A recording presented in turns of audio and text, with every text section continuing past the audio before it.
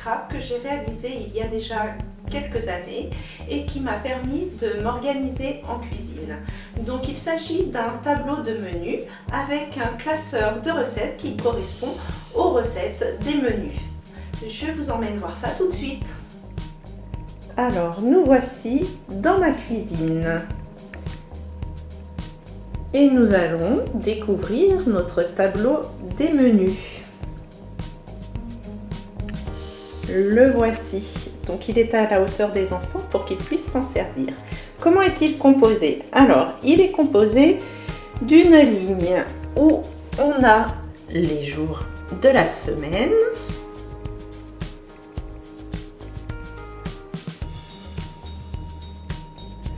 et d'une colonne avec les repas de la journée. Le repas du midi, le repas du soir et une ligne avec petit déjeuner, goûter et dessert. Au cas où lors de ces mini repas, je souhaitais faire quelque chose de particulier. Ensuite, à chaque case, nous avons des étiquettes qui viennent se coller magnétiquement au bon endroit. Donc ici, j'ai collé un morceau de bande magnétique. Et ici, derrière mon étiquette, j'ai aussi collé un morceau de bande magnétique. Chaque étiquette correspond à un aliment ou un plat. Donc par exemple, ici, c'est les œufs. Mais par exemple, ici, nous avons émincé de porc au miel qui correspond à une recette. Une recette que j'ai dans un classeur que j'ai fait en scrap. Bien sûr, j'ai une boîte avec tout plein d'étiquettes à coller sur mon tableau.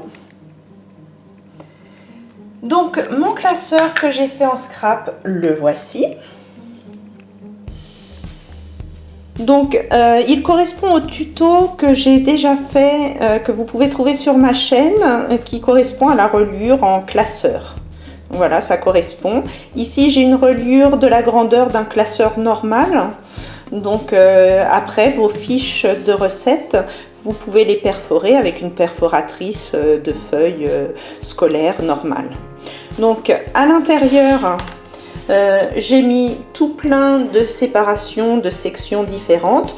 Donc là, sur le dessus, on peut en voir 1, 2, 3, 4, 5. Mais en fait, j'en ai encore 5 autres après et j'en ai encore 5 autres après.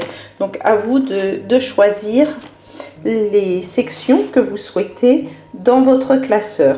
Donc, toutes mes recettes correspondent à une étiquette qui se trouve dans la boîte. Ensuite, au niveau des recettes, eh bien, je les ai tapées sur ordinateur et je les ai imprimées pour la plupart. Malgré tout, il y en a certaines, alors je vais justement pas les trouver maintenant.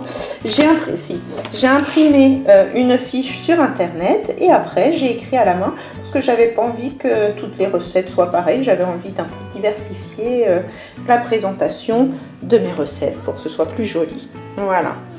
Alors, je vous propose une petite chose. Si vous avez envie d'avoir mes recettes au format de mon classeur, eh bien, je vous invite à m'envoyer un message sur la boîte mail qui s'affiche au bas de l'écran.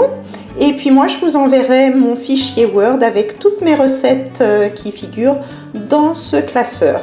Comme ça, si vous manquez un peu d'idées pour faire vos repas, eh bien, les voilà. Voilà des recettes simples parce que je ne suis pas une pro non plus. Donc voilà. Et puis, donc, ça fait quand même déjà pas mal d'années que j'ai fait ce tableau de recettes. Donc, j'ai eu le temps d'y réfléchir et j'ai trouvé quelques inconvénients à ce tableau. En effet, par exemple, si je mets pour le repas du dîner des œufs, je ne peux pas ajouter de féculents ou de légumes, il n'y a pas la place. Donc j'aimerais faire un nouveau tableau, donc je vous ferai le tuto en même temps. Et ce nouveau tableau, j'aimerais des espaces plus grands. Et pour éviter les affreuses petites bandes magnétiques lorsqu'il n'y a pas les étiquettes, eh bien j'ai pris cette fois une toile magnétique parce qu'il s'agit en fait d'une toile de peinture, une toile que les artistes utilisent pour faire des tableaux.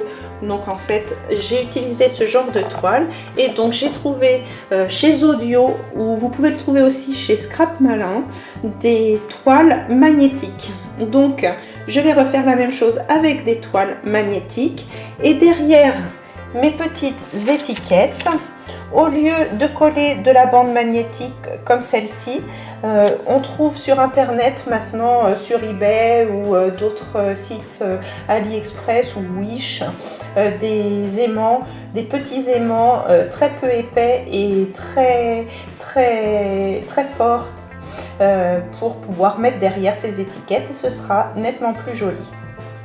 Donc voilà.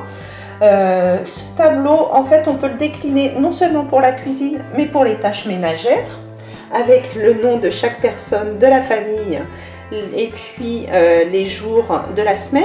Et puis sur vos étiquettes, vous pouvez mettre les tâches ménagères qui incombent à chacun à quel moment de la journée.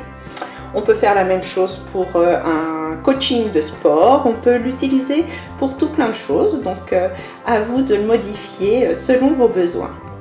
Voilà, je vous mets pour terminer une ou deux photos de classeurs de recettes que j'ai déjà fait pour offrir. Et donc c'est là que je vous dis au revoir et que j'espère que cette vidéo vous aura plu. Et je vous dis à bientôt. Au revoir.